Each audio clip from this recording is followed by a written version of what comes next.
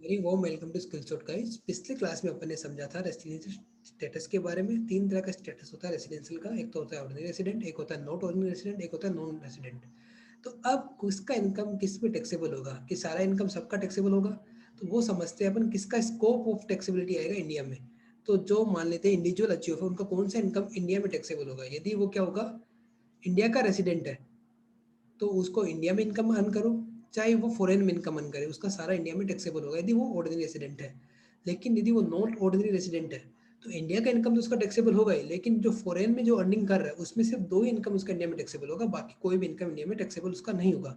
यदि वो non resident है, तो इंडिया में जो वो अर्न कर रहा है वो ही इनकम उसका टैक्सेबल होगा। और जो फॉरेन से जो भी उसकी अर्निंग है वो कोई भी टैक्सेबिलिटी के दायरे में इंडिया में नहीं आएगी इनकम टैक्स के। तो अपन को अब समझना है कि जो नॉट ऑर्डिनरी रेसिडेंट है, उसका दो इनकम कौन सा है जो कि इंडिया में टैक्सेबल होगा। यदि वो कोई बिजनेस कर रहा है, उसका सेटअप वो इंडिया में है, तो वो इंडिया के लिए टैक्सेबिलिटी में आ जाएगा। वैसे ही कोई प्रोफेशन कर रहा है जिसका सेटअप इंडिया में है, कंट्रोल इंडिया से हो रहा है, तो उसका भी टैक्सेबिलिटी इंडिया में आएगा। अदरवाइज उसका भी टैक्सेबिलिटी इंडिया में नहीं आएगा। बाकी इनकम जैसे जैसे कोई सैलरी अर्न कर रहा है या रेंट अर्न कर रहा है अमेरिका में वगैरह में, तो वो इनकम कहाँ पे टैक्सेबल होगा, उन्हीं कंट्रीज में टैक्सेबल होगा। इंडिया में उसका कोई टैक्सेबिलिटी का क्राइटेरिया नहीं है। ये तो हो गया इंडिविजुअल अचीव के लिए। बाकी अदर देन इंडिविजुअल अचीव के लिए क्या हो सकता है, वो भी अपन समझते हैं। अदर देन इंडिविजुअल अचीव के लिए जो इंडिया में अर्न कर रहा है, डेफिनेट है वो इंडिया में टैक्सेबल होगा। और जो फॉरेन इनकम है या फॉरेन में अर्न कर रहा है, वो किसके लिए टैक्सेबल होगा, सिर्फ रेसिडेंट के लिए टैक्सेबल होगा।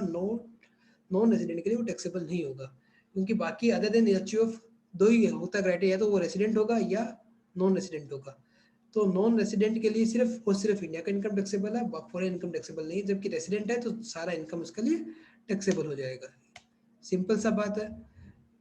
इंडिया का यदि रेसिडेंट है तो वो सारा इनकम उसके लिए टैक्सेबल है, चाहे वो इंडिया का हो या फॉरेन में किया हो। अब अपन पिछले क्लास में मैंने आपको दो क्वेरी दिया था जो कि उसके लिए रेलिवेंट नहीं था, अभी अपन उसको भी डिस्कस कर लेते हैं। पहला क्वेरी है कि 1 lakh was earn from business in USA. Business कहाँ है, यूएसए में सेटअप है।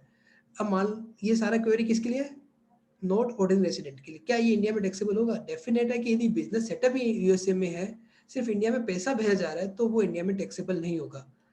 यदि ये रेसिडेंट होता है इंडिया का, तो डेफिनेट है कि ये अमाउंट इंडिया में टैक्सेबिलिटी में आ जाता है। यदि वो इंडिया का रेसिडेंट होता, लेकिन ये इंडिया का रेसिडेंट नहीं है, तो ये अमाउंट उसका टैक्सेबिलिटी में नहीं आएगा। क्योंकि बिजनेस सेटअप कहाँ पे है, अमेरिका में। सिर्फ इंडिया में रेमिटेंस हो रहा है, तो इसलिए ये टैक्सेबिलिटी के दायरे में नहीं आएगा इंडिया में। अब दूसरा query, remuneration 20,000 due to him for service rendered in US in Russia. Russia में किसी ने सर्विस दिया, उसका पैसा उसको मिला। तो क्या बिजनेस सेटअप इंडिया में है, नहीं है। तो कंट्रोल इंडिया में नहीं है। तो डेफिनेट है जो सैलरी उसको मिल रहा है सर्विस के बदले में, तो ये कहाँ पे टैक्सेबिलिटी आएगा, उस कंट्री में आ सकता है। इंडिया में ये टैक्सेबल नहीं होगा यदि वो क्या है, नॉट ऑर्डिनरी रेसिडेंट है। यदि वो रेसिडेंट होता है इंडिया का, डेफिनेट है ये इंडिया में टैक्सेबल होता है। और यदि वो क्या होता, नॉन रेसिडेंट होता, तो ये अपन बात ही नहीं करते। नॉन रेसिडेंट होता तो वो अपने दायरे की बात नहीं है।